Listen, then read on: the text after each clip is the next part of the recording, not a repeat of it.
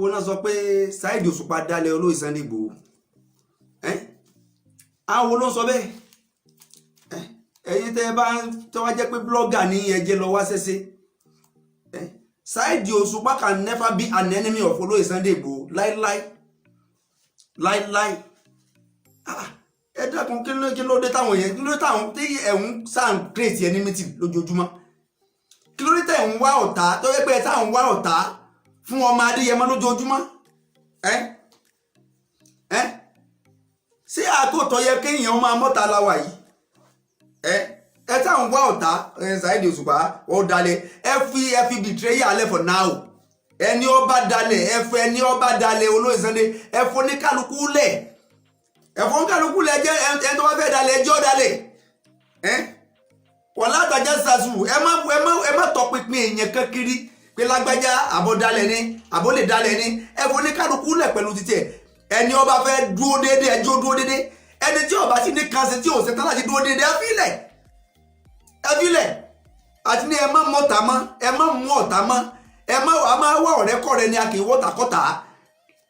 níbi ìmọ̀ dábàá burú èyàn máa padà sọ ọ̀pọ̀lọpọ̀ ọ̀rẹ́ di ọ̀tá èyàn sì máa padà sọ ọ̀pọ̀lọpọ̀ ọ̀tá di ọ̀rẹ́ olóyè Sunday Igboho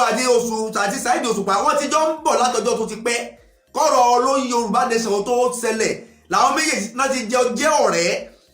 àwárí nítorí pé bóyá ọ̀rọ̀ Yorùbá Nation ó ṣẹlẹ̀ káwá máa fura sí olóyè ká máa fura sí Saheed Òṣùpá pé ọmọ yóò lè ọ̀dàlẹ̀ no Saheed Òṣùpá ìṣẹ́ntẹ́ lè fura sí pé ó lè dalẹ̀ ọmọ Adéyẹmọ títí ẹni kan gbéṣẹ́ rẹ̀ fún kó ṣiṣẹ́ oníṣẹ́ náà bá gbé eré fún ẹ ti ní oúnjẹ kan ṣé wọ́n lọ́mọ ṣé ẹ lọ́nà míì tẹ́ fẹ́ fún Saheed Òṣùpá tí ó ti máa jẹun sọ́nà míì bẹ tí ó máa gbà jẹun bí APC gbé orin fún Saheed Òṣùpá yóò kọrin bí PDP gbé orin fún yóò kọrin béèyàn gidi gbé orin fún yóò kọrin kóun ti gbowó títí ẹni béèyàn burúkú sì gbé orin fún yóò kọrin pé bóyá Saheed Òṣùpá wá ń kọrin fún èèyàn kan tàbí iṣẹ́ owó títí ẹni ṣe o iṣẹ́ owó títí ẹni ṣe iṣẹ́ owó títí ẹ yàtọ̀ sí interest títí ẹ ọ̀tọ̀ ní iṣẹ́ ọ̀kọ̀tọ̀ ní kéèyàn ó ṣiṣẹ́ owó rẹ̀ ọ̀tọ̀ ní interest èèyàn lórí nǹkan dọ́là ọ̀sẹ̀ I can say it vertically ní Òṣùpá Saheed Òṣùpá ló dúró ti olóyè Sunday Igboho tọ́bọ̀ wá lọ ṣe kẹ́kẹ́ kan fẹ́yàn kan látara iṣẹ́ owó rẹ̀ tó lọ ṣe àgbọ̀rọ̀ ti torí ẹ̀ ẹ má jà lé ọ̀pọ̀lọpọ̀ àwọn èèyàn dànù látara ń ta àgbédání ọ̀rọ̀ Yorùbá Nation àwọn èèyàn ti lé ọ̀pọ̀lọpọ̀ àwọn bloggers lé ọ̀pọ̀lọpọ̀ àwọn èèyàn dànù lórí ọ̀rọ̀ Yorùbá Nation yìí àwọn èèyàn ti lé ọ̀pọ̀lọpọ̀ àwọn èèyàn dànù níbi ìmọ̀ afurasí yẹn afurasí lágbájá ẹ̀tàmẹ̀dò ó bìtire ẹ fi bìtire yà á lẹ̀ kó ní kálukú ó mójútó tó bá ń ṣe ní nítorí kálukú bá fẹ́ ṣe kó mójútó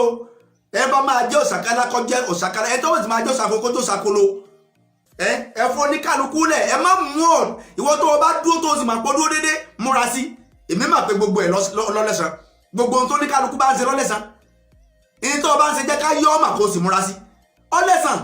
béèyàn ọ̀sán ọlọ́ọ̀mọ asán so ẹ fẹ́ ni tí máa ń bìtìrẹ́ lẹ́ o ẹ sì máa ń dárúkọ ẹnìkan kan pé lágbájá bìtìrẹ́yà ni tàmẹ̀dò bìtìrẹ́yà ni ẹ fi bìtìrẹ́yà lẹ̀ ìwọ tó o bá mọ̀ pé o dúró lórí nǹkan yìí ìnira tí sì ń bá bẹ̀kún náà ọjẹ́ ológun máa pariwo ẹ̀ lójoojúmọ́ máa kíbò sí lójoojúmọ́ ìyẹn ò ní ká wá lọ pé ara lágbájá nìkan o èèyàn burúkú ni o ẹ má dá ọ̀tá lẹ̀ láàrin èèyàn méjì ní tèmi wá after nìyẹn ẹ má dá ọ̀tá lẹ̀ láàrin èèyàn méjì Sunday Igboho àti Saheed Òṣùpá ọ̀rẹ́ ni wọ́n látọjọ́ tó ti pẹ́ ó sì ní tó so wọ́n papọ̀ ó ní tó so wọ́n papọ̀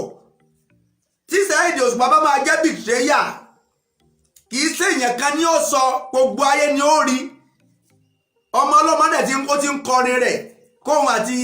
ọmọ Adéyẹmọ tó pàdé nígbà tán wá pàdé ìṣe kọ́mọ kọrin mọ́ ni táwọn èèyàn bá pè torí pé èèyàn jẹ́ PDP kọ́mọ kọrin mọ́ torí pé èèyàn kan jẹ́ pé APC kọ́mọ lọ kọrin fún ọmọ ẹ fọmọ ọlọ́mọ sílẹ̀ kì í ṣe Saheed Òṣùpá ní ọgbà Yorùbá Nation kì í ṣe Saheed Òṣùpá kódà kì í ṣe Sunday Igboho ní ọgbà kì í ṣe bàbá wa Professor Banji Akíntóyè ní ọgbà kò sẹ́ni tí ọgbà Yorùbá Nation fún wa Ọlọ́run nìkan ní ọgbà fún wa bó ṣe jẹ́ nìyẹn ọlọ́run nìkan ni ó gbà fún wa subhana rabbika